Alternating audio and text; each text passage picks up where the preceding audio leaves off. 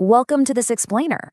Okay, today we are setting our sights on the high banks, the checkered flags, and the absolutely high-octane life of one of motorsport's most polarizing, talented, and frankly successful figures to ever grip a steering wheel. We are talking, of course, about Kyle "Rowdy" Busch. Now, whether you love him or hate him, there is just no denying the massive tire tracks he left across the history of modern racing. We're going to unpack his rapid rise, his totally staggering records, the really complex persona he built, and sadly, the shocking suddenness of his final lap. Okay, let's dive right into this. 234. I really want you to just let that number sink in for a second. That is the jaw-dropping statistic representing Kyle Busch's all-time wins across NASCAR's top 3 national series. By the time he was done, he sat at the absolute peak of the mountain for overall wins across the Cup Series, the Xfinity Series, and the Craftsman Truck Series. To put that into perspective, he's literally the only driver in history to record 60 wins in each of those 3 top tiers. You know, it takes incredible talent to win just once in NASCAR. To win 234 times, that requires an absolute obsession with speed. Section 1. Birth of a Prodigy. So where does an obsession like that actually begin? It doesn't just happen overnight, right? Well, for Kyle Busch, speed was practically hardwired into his DNA. He was born right into a racing family in Las Vegas, Nevada, and introduced to the track almost immediately. At just 6 years old, he was already driving a makeshift go-kart around his cul-de-sac. And here's the crazy part. His legs couldn't even reach the pedals yet. So his dad, Tom, actually operated the gas while Kyle focused entirely on steering. By age 10, he wasn't just, hanging around the garage. He was literally serving as the crew chief for his older brother Kurt's dwarf car team. And from there, the timeline just explodes. Between 1999 and 2001, he racked up over 65 victories in Legends cars. This kid was a prodigy, moving so incredibly fast that he made his national NASCAR debut in the Truck Series for Roush Racing at just 16 years old. And he finished 9th in his very first race. He actually had to step back temporarily because a tobacco sponsorship rule in California required drivers to be 18, but honestly, the writing was already on the wall. A phenomenon had arrived. Moving on to Section 2, dominating the top series. Now, what's really interesting about this slide is how that raw teenage potential transformed into just pure professional dominance.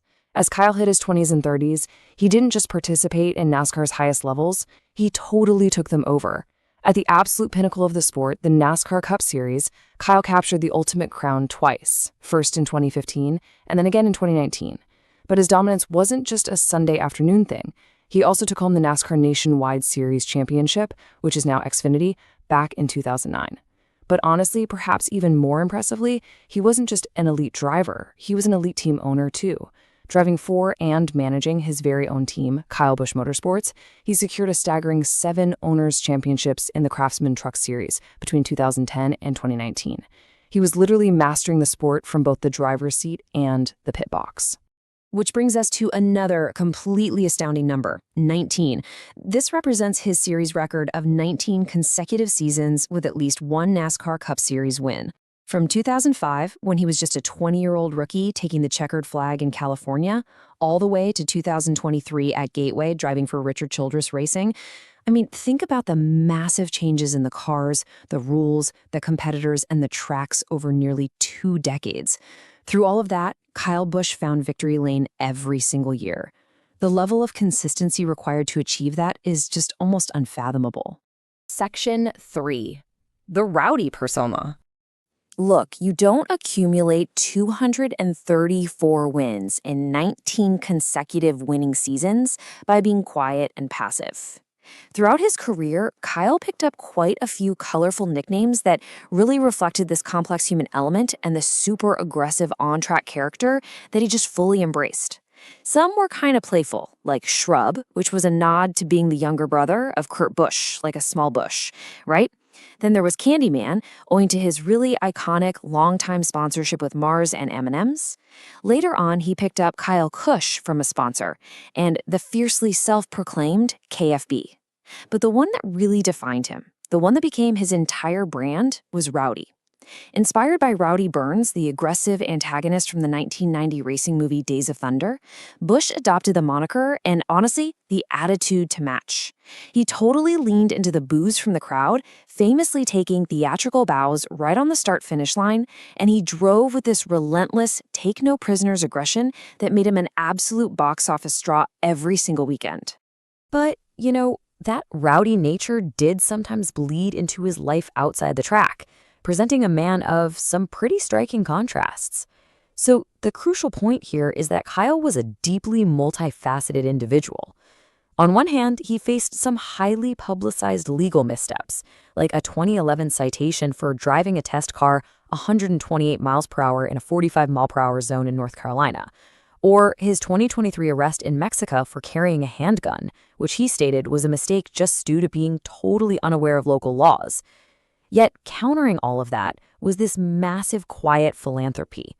I mean, right after his very first Cup win in 2005, he just donated his winnings straight to Hurricane Katrina relief. He established the Kyle Busch Foundation to provide resources for underprivileged kids across the U.S., and he launched Kyle's Miles to support dog shelters and breed rescues. It's really a complete picture of a guy who made some massive mistakes, sure, but also possessed a really massive heart for those in need. So this naturally begs the question, what else did Kyle Busch actually do off the track? How does a relentless competitor with that much drive and energy channel his focus when he isn't white-knuckling a stock car at 200 miles per hour? Section 4. Beyond the Racetrack. As you'll see, Kyle Busch was definitely not content to just be a driver. He was an entrepreneur, an owner, and actually, quite surprisingly, a pop culture crossover star. One of his absolute biggest off-track ambitions was jumping into the beverage industry. Back in 2019, he co-founded Rowdy Energy with beverage entrepreneur Jeff Church. Kyle's big goal here was to create a healthier, keto-certified energy drink option with way less sugar for himself and for his fans. And he used the brand to give back to the sport, sponsoring grassroots events like the Southern Super Series and supporting emerging drivers in sprint cars and Formula Drift. While the company definitely made a splash in a super competitive market, it did ultimately cease operations and close its doors in early 2024.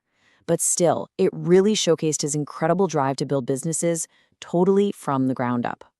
And then, oh man, there was his presence in media and entertainment, which was always just incredibly fun to watch. He made this really memorable cameo playing a West Virginia state trooper in the 2017 heist film Logan Lucky. He tested his wits as a celebrity contestant on the $100,000 pyramid. He and his wife, Samantha, even starred in the CMT reality show Racing Wives. But surely the most perfectly rowdy crossover of them all happened in 2019. Being a massive professional wrestling fan, Kyle actually guest-hosted WWE Raw and won the WWE 24/7 Championship. He literally rolled up and pinned wrestler R-Truth, with fellow NASCAR driver Michael Waltrip acting as the referee.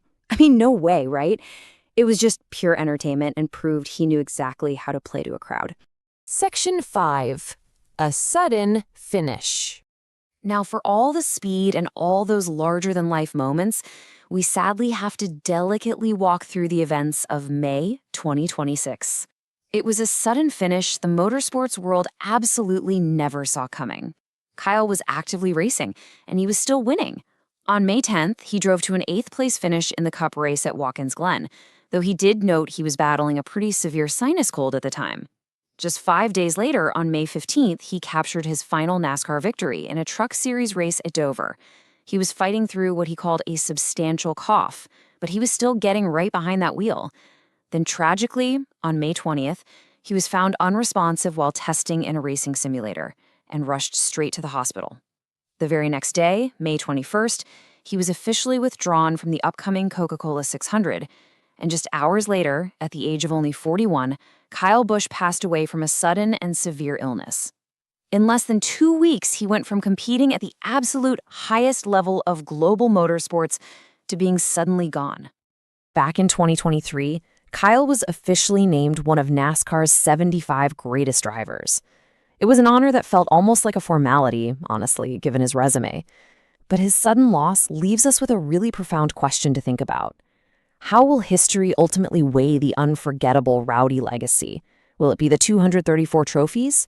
the intense polarizing rivalries, the quiet philanthropy, or simply the fact that from the moment a 6-year-old boy first touched a steering wheel in Las Vegas, all the way to his final laps at age 41, nobody in the modern era ever drove quite as fast or quite as fiercely as Kyle Busch. Thank you so much for joining me for this explainer. Keep learning, keep questioning, and I'll